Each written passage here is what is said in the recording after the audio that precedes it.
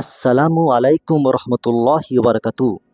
প্রিয় ভাই ও বোনেরা, আজ আমি একটি গুরুত্বপূর্ণ দোয়া শেয়ার করব। আসুন আজ আমরা একটি সুন্দর দোয়া শিখে নিই। যদি কেউ পানাহারের শুরুতে বিসমিল্লাহ বলতে ভুলে যায়, তাহলে এই দোয়াটি পড়ুন। হজরত আয়েশা রাদিয়াল্লাহু আনহা থেকে বর্ণিত, রসুল সাল্লাল্লাহু সাল্লাম বলেছেন, যখন তোমাদের কেউ খাদ্য গ্রহণ করবে, সে যেন শুরুতে আল্লাহর নাম নেয়। যদি শুরুতে বিসমিল্লাহ বলতে ভুলে যায়, তাহলে যখন স্মরণ হবে তখন এই দোয়াটি পড়ুন।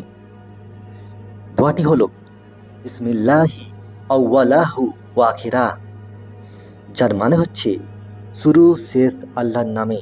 ইমাম তিরমিজি রাহিমাহুল্লাহ বলেন, হাদিসটি হাসান সহি।